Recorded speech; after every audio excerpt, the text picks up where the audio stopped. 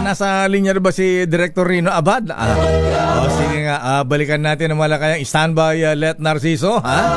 Samba ang punta ng Pangulong Marcos ngayon. At dumaan na naman sa Skyway kanina. Abay, nasa ating linya po mabigan si Director Rino Abad ng Oil Industry Management Bureau ng Department of Energy. Alam po yung sa world market, mga kuya mga ating, abay tumataas na naman ang presyo ng petroleum products.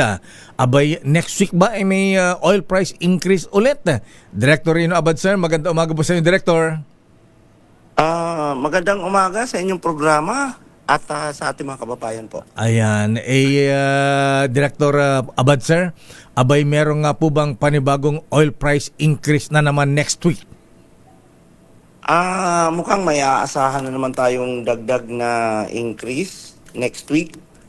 At mukhang hindi na ho ito, Sir Deo, mababago eh. Naku. Mukhang increase din uli ho tayo next week. At sa pagtaya po ninyo, mga magkano kaya ang itataas? More than pesos na naman kaya? Dahil tatlo pa lang ho ang nakaraang trading days natin, so may dalawa pa ho, yung ngayong araw at saka bukas. Pero dito nga, kaya ko nasabi na malaki na ho ang chance ng increase kasi yung gasolina natin umaabot na ho ng 5 peso per liter ang estimate namin. Ang diesel ganun din ho, 5 peso. Ang kerosene around 3 pesos per liter. Ayan. O nga pala, klaruhin nga natin yung 10 pesos plus na increase, Direktora. Ito ay installment. Ano po, ha? Ayan. Paano natin na madedetermine kaya, matitsak na itong installment na ito? Kasi sabi nyo yata, kanya-kanya bahala ay yung mga oil companies kung paano nila hahatiin yan. Paano natin mamomonitor kung ito nga ay ipapatupad, Director, sir? Director? Nag-notify na sila sa amin. Opo. Hello, Sir Dio? Yes, sir. On air pa po tayo. Nung Monday ng hapon, nag-notify na ho individually yung mga oil companies at nakalatag ho doon sa notifications nila yung staggered price implementation. Ito naman ho ay binibigay natin kaagaran yung summary niyan sa ating mga inspectors on the ground para ito yung pagbabasihan ng ating inspection pa rin. Ang binabantayan talaga natin, Sir Deo, dito yung ultimately yung total adjustment. Kasi total, mauubos ka agad nila yung adjustment in a matter of 3 days lang. So, for example, ngayong araw, pag maximum lang ho kasi ang allowed dun sa mandated pa rin na computation ng DOE. Ang binabantayan talaga dyan na dapat hindi sila sosobra doon sa maximum na announce earlier na mandated adjustment. Remember, mandated ho ito ng DOE, hindi ho ito kino-compute ng mga oil companies. Kami ho ang nagko-compute, kami ang nagbibigay ng figure sa mga oil companies. Umiiral pa rin ba, Director Abad, sir, yung National State of Energy Emergency? Opo, may isang taon ho kasi yan. Ang period na yan. So mga next year, around March pa ho ang expiration dyan unless earlier terminated ng presidente. Kasi nilabas naman ito through an executive order. Pero for now, wala hong balita na ite-terminate yan. So ang default ho na binabantayan dyan na expiration baga, would be the period stated there na 1 year ang effectivity niya. So, Direktora Abad, sir, ang DOE pa rin po ang nagtatakda ng price increase o kaya rollback?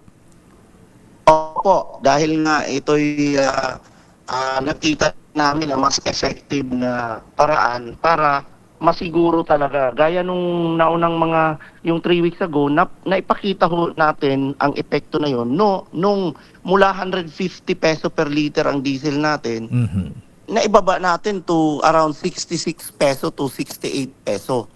Before nitong bagong gulo na naman. Kaya naging effective ho yung ginawa ng gobyerno natin na gawing mandated. Otherwise, hindi kami kampante nun na mula 150, kung pabayaan lang ang mga oil companies, baka hindi nila ibaba into at that time before the crisis, before this renewed conflict 3 weeks ago, nakikita ko na sa kalsada may 66 pesos na to 68 pesos ang price ng diesel. May tanong po, Director Abad, sir, ang mga motorista at mga, yung mga nagwewelgang jeepney drivers, bakit daw po itinaas masyado ang presyo ng diesel? Samantalang ito ay lumang stock pa sa kanilang inventaryo. Kung maalala nyo, 3 weeks ago, nung biglang nagkaroon ng MOU, nung Friday ng week na yon, kasi Friday yun napermahan ni President Trump. Pagka Tuesday kaagad nung next week, bumagsak yung presyo ng almost 10 to 11 pesos.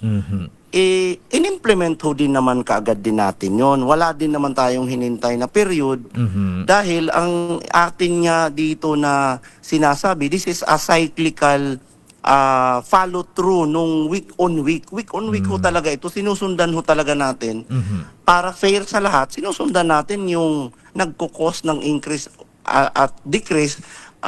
Unfortunately, yung nagko-cause lang ho talaga ngayon are largely affected nung itong Persian Gulf conflict. Kaya kung maalala nung una, nag-implement tayo ng almost 10 to 12 pesos na rollback.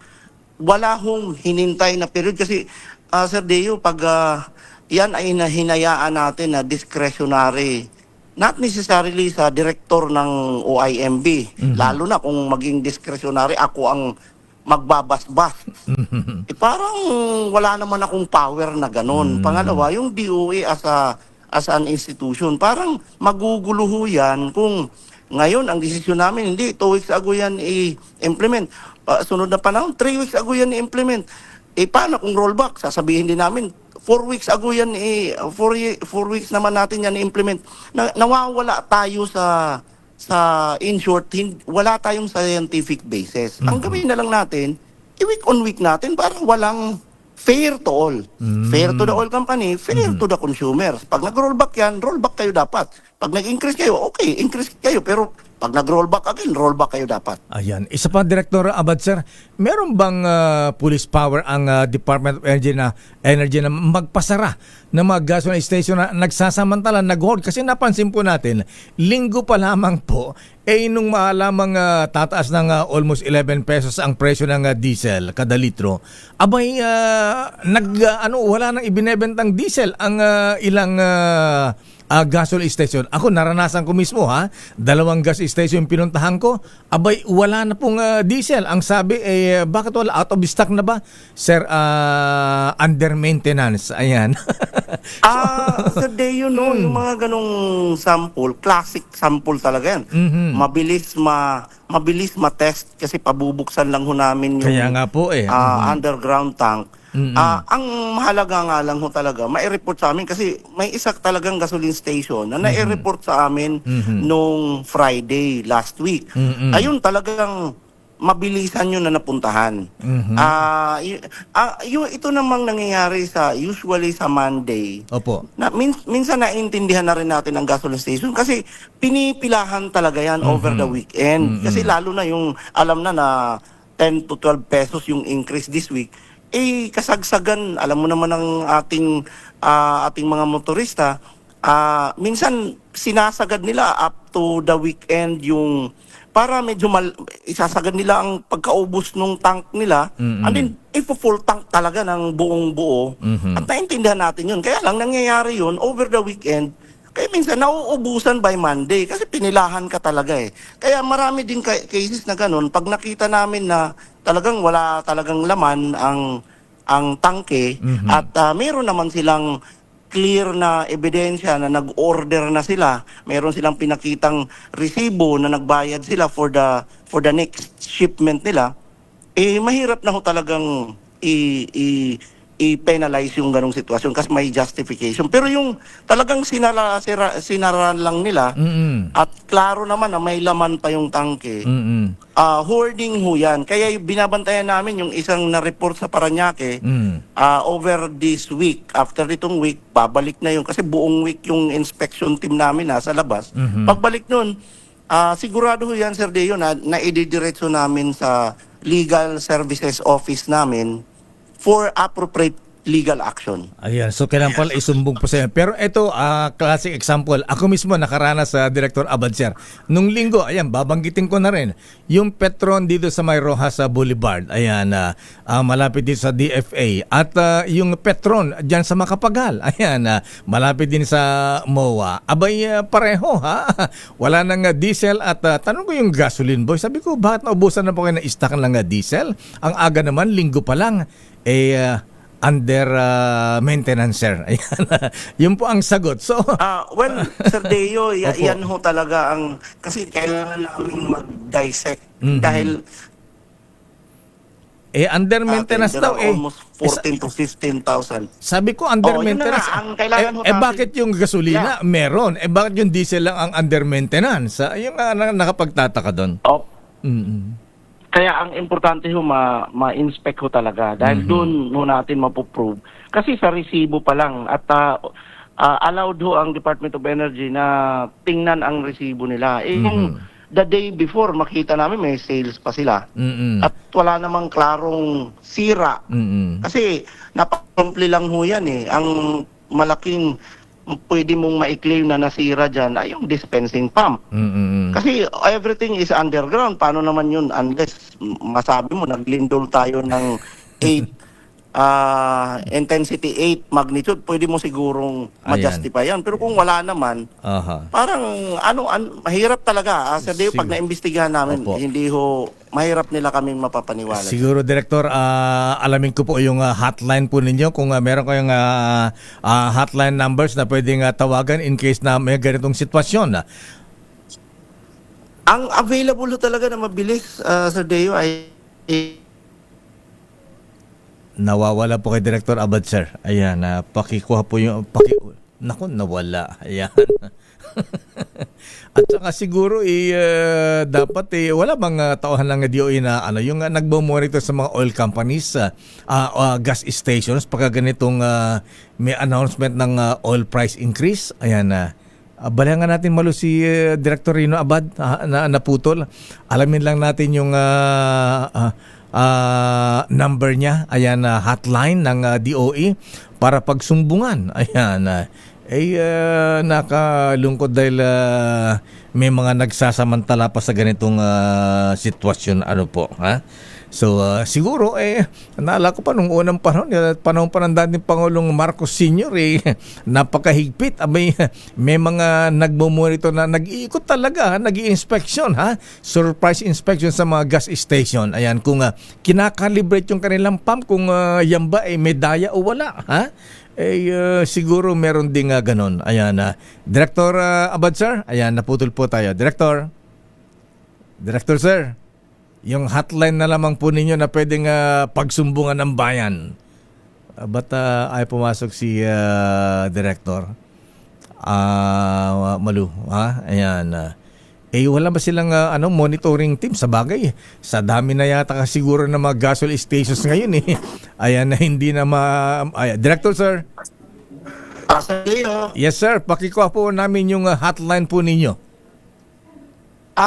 Sir Deo, ang kailangan ko lang humatingnan pero available ho ang contact number namin through the DOE website. Andun ho ang Oil Industry Management Bureau na opisina at pag na-click lang ho nila yung link doon para sa opisina na yon, ang bubungad talaga doon is nandun sa ilalim yung contact us. Andun ho yung, even the office of the director mismo ang matawagan nila. Ganun po. Mahirap kasi minsan yung mga ganyan na director sir. Kasi pag tinawagan mo, idadahal ka pa ng, if you want to talk to the director, dial 1. Ayan. Hindi, Ganun ba? Wala bang direct line na madaling tawagan para hindi na mahirapan pa yung magre-reklamo? Ayan. At saka siguro, director sir, ayan, isa pa, wala ba monitoring team ang DOE na nag-i-inspection sa mga gas station? Pagka ganitong alam natin na may mga nagsasamantala. mayroon ho tayo. Talaga naka-ready ho yung inspection team. Opo. On a weekly basis. Talagang, ngayon na mandated, talagang minamandate natin. Talagang may inspection ho ang DOE. Yun nga lang sa Deo, no, sa dami ho talaga, kailangan sana ang mapuntahan namin.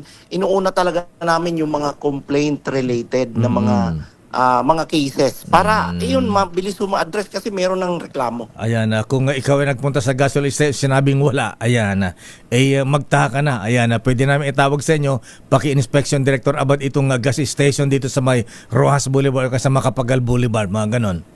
Opo, mapapasadahan ho kaagad natin yan. Pag ganyan, na para mabilisan ho natin, mapinpoint kaagad yung nireklamong gasoline station. Ayan. Anyway, sige po, pakukuha ko kay Malu yung number po ninyo. Ayan, pero isa na lang po, ayan, last na lang, Director Abad, sir. So more or less, mga ano po ang ina-expect nating amount ng oil price increase next week? Well, kanina yung sinabi kong estimate, Sir Deo, no, 3 days pa lang kasi yun.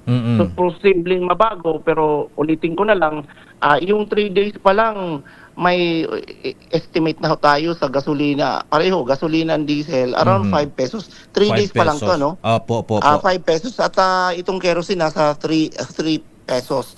Kaya lang, mababago lang ito ng konti, pero mahirap sabihin na magro-roll back next week. Diba, mataas ang chance na may increase tayo. Mababago lang ito para sa 2 pang araw na darating. Ayan. Today, yung araw ngayon at saka bukas. Ayan. Pero kung ngayon pagbabasehan, 5 pesos sa gas, kerosene 3 pesos. Sa diesel, magkano, Director, sir? Pareho, Estimate. mga 5 pesos 5 din pesos po. din. Okay. Director Abad, sir, maraming salamat po at maganda umaga po sa inyo. Thank you.